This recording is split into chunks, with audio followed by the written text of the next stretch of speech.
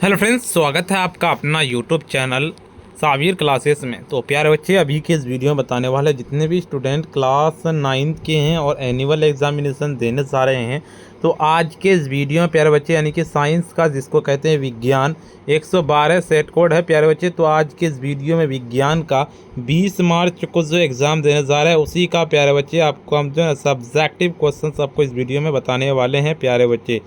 ठीक है, तो इसीलिए इस वीडियो को पूरा देख के जाइएगा और साथ में आप लोगों को हम पूरा का पूरा पीडीएफ जो है ना डाउनलोड करने के लिए आपको बता देंगे।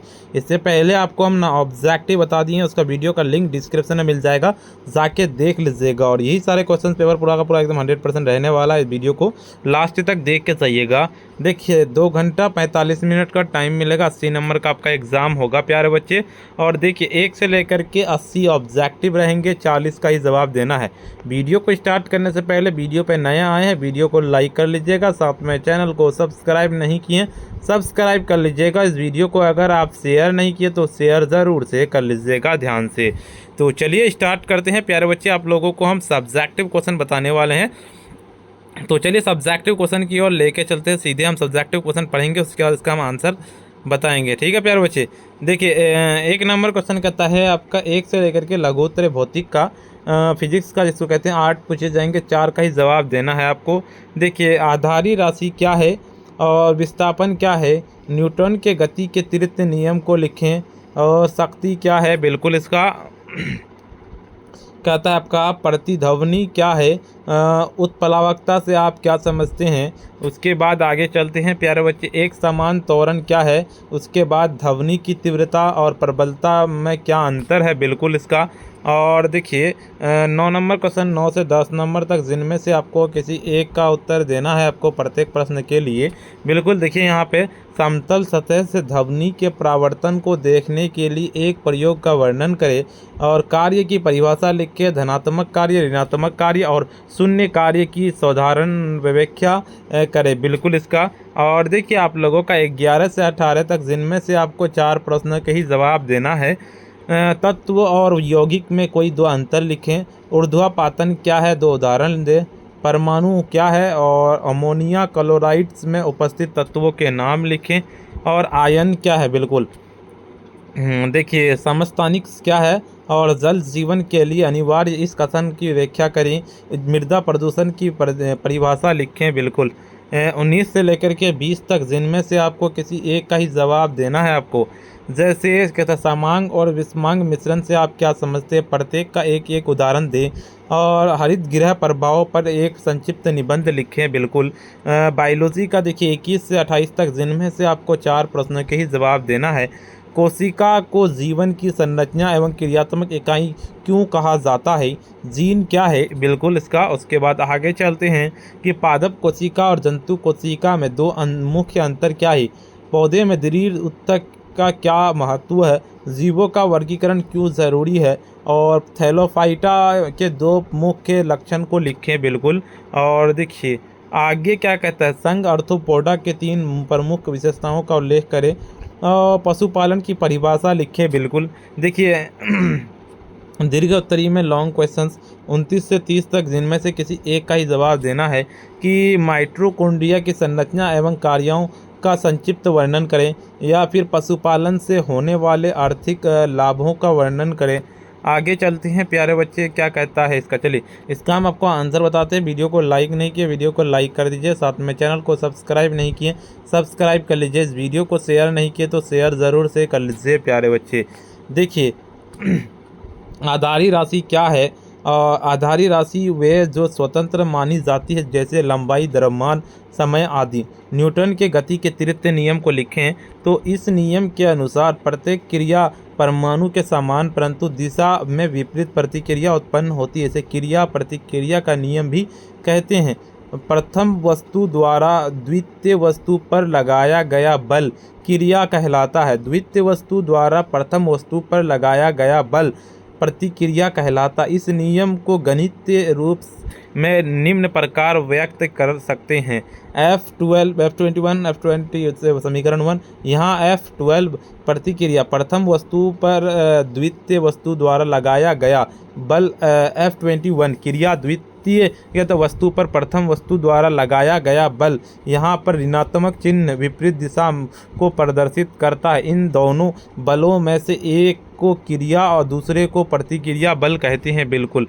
देखिए, शक्ति क्या है? कार्य करने की दर को शक्ति कहते हैं। अर्थात कोई व्यक्ति इकाई समय पर कितना कार्य करता है, इस इकाई समय में किया गया कार्य का मान उस व्यक्ति की शक्ति कहलाती है। अर्थात कार्य व समूह के अनुपात को शक्ति कहते हैं। शक्ति का ऐसा ही मात्रक वाट अथवा जूल सेकेंड होता है। प्रतिध्वनि इको क्या है? जब किसी स्रोत में उत्पन्न ध्वनि आगे जाकर किसी वस्तु जैसे दीवार पहाड़ से टकराकर पुनः स्रोत में पास वापस लौटती है तो इसे प्रतिध्वनि कहते हैं। उत्प्लावकता से आप क्या समझते हैं? तरल पदार्थ, गैस तथा द्रव का वह गुण जिसके कारण किसी वस्तु को उसमें डुबाया जाने पर वह वस्तु पर ऊपर की ओर एक बल लगता है, उसे उत्प्लावकता कहते हैं।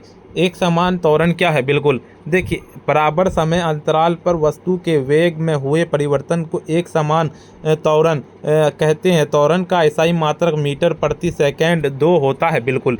ध्वनि की तीव्रता और प्रबलता में क्या अंतर है? तीव्रता किसी एकांक क्षेत्रफल से 1 सेकेंड में गुजरने वाली ध्वनि ऊर्जा को ध्वनि की तीव्रता कहते हैं और प्रबलता ध्वनि के लिए कानों की संवेदनशील की माप। उदाहरण के लिए 2 ध्वनियों की समान तीव्रता की हो सकती है, परंतु हम एक को दूसरे की क्या कहता है आपका अपेक्षा अपनी प्रबल ध्वनियों में से एक रूप में सुन सकती हैं। बिल्कुल।